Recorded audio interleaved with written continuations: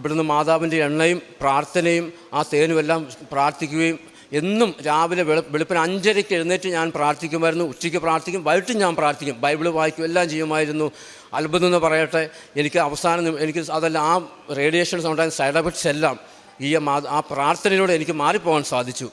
അതുപോലെ ആ സമയത്ത് എനിക്ക് ഏറ്റവും കൂടുതൽ സ്പർശിച്ചൊരു ദൈവവചനമെന്ന് പറയുന്നത് ജ്ഞാനത്തിൻ്റെ പുസ്തകം 16:12 മരുന്നോ ലേപനമല്ല നിങ്ങളെ സൗഖ്യപ്പെടുത്തുന്നത്, എൻ്റെ വചനമാണ്. പ്രിയമുള്ളവർ, ഞാനിവിടെ സാക്ഷ്യപ്പെടുത്തുന്ന ഏറ്റവും വലിയ കാര്യം ഞാൻ പറയുന്നു, ക്യാൻസറോ എയ്ഡ്സോ ഏത് മാറാ രോഗം നമ്മുടെ ജീവിതത്തിലുണ്ട്, നമുക്ക് എത്ര വലിയ തകർച്ചയും ഉണ്ടായിക്കോട്ടെ, നമ്മൾക്ക് ആരുമില്ലെങ്കിൽ നമ്മളെ കൈപിടിച്ചുയർത്താനും നമുക്ക് പുതുജീവിതം തരാനും ഈശോ കർത്താവ് സക്രാരിയിൽ ഉണ്ടെന്നുള്ള കാര്യം, പരിശുദ്ധ അമ്മ നമുക്കുണ്ടെന്നുള്ള കാര്യം നിങ്ങൾ ആരും മറക്കരുതെന്നുള്ളതാണ് ഞാനൊരു യുവാവാണ്, ഞാൻ നിങ്ങളോട് സാക്ഷ്യപ്പെടുത്താൻ ആഗ്രഹിക്കുന്നത്. എന്തായാലും എൻ്റെ റേഡിയേഷൻ കഴിഞ്ഞു. എൻ്റെ 30 റേഡിയേഷൻ ആയിരുന്നു. 30 റേഡിയേഷൻ ആയപ്പോൾ എൻ്റെ നാവെല്ലാം പൊട്ടി, ഒരു തുള്ളി വെള്ളം പോലും ഇറക്കാൻ പറ്റാത്ത അവസ്ഥ, ഭയങ്കര അസഹനീയമായ വേദന, ഉറങ്ങാൻ പറ്റത്തില്ല, മറ്റ് സൈഡ് എഫക്റ്റുകൾ.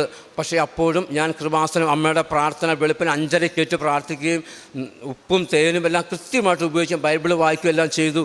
എന്തായാലും അത്ഭുതം എന്ന് പറയട്ടെ, 30 റേഡിയേഷൻ ഞാൻ കവർ ചെയ്തപ്പോൾ ഏകദേശം എന്താ പറയുക, ഞാൻ അവിടെ നിന്ന് ഇറങ്ങിയപ്പോൾ ആ ഹോസ്പിറ്റലിൽ നിന്ന് ഡിസ്ചാർജായി ഇറങ്ങിയപ്പോൾ മറ്റൊരു ലോകത്തിലേക്ക് വന്ന പ്രതീതിയാണ് ഉണ്ടായത്. എന്തായാലും വീട്ടിൽ വന്നു, പ്രാർത്ഥന മുടക്കിയില്ല. എന്നെക്കൊണ്ട് ചെയ്യാൻ പറ്റുന്ന മാതാവിൻ്റെ അനുഗ്രഹത്താൽ ഞാൻ പാവങ്ങളെ സഹായിക്കാനും എന്നെക്കൊണ്ട് ചെയ്യാൻ പറ്റുന്ന ചെറിയ സാമ്പത്തിക സഹായം ചെയ്യാനും, അതേപോലെ ഞാൻ ഇവിടെ വീണ്ടും ഞാൻ ഡിസ്ചാർജ് ചെയ്തു. ഞാൻ ഭാര്യ കൂടെ ഉണ്ടായിരുന്നു.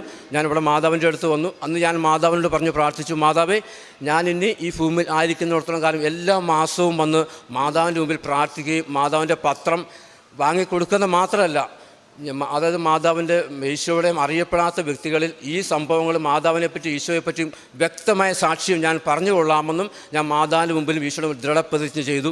അതിൻ്റെ ഫലമായിട്ട് കോട്ടയം മെഡിക്കൽ കോളേജിൽ കാർഡിയോളജി വാർഡ്, ഓൺകോളജി വാർഡ്, അതുപോലെ എമർജൻസി വാർഡുകളിൽ ആൾക്കാർ കരഞ്ഞിരിക്കുന്ന ഓരോ രോഗികളുടെ അടുത്ത് ചെന്ന് എല്ലാ മാസവും ഇവിടുന്ന് പത്രം വാങ്ങിക്കൊണ്ട് പോയി പരിശുദ്ധ അമ്മയെക്കുറിച്ചും ഈശോയെക്കുറിച്ചും വ്യക്തമായ ചിത്രം ഞാൻ അവർക്ക് പറഞ്ഞു കൊടുത്തു.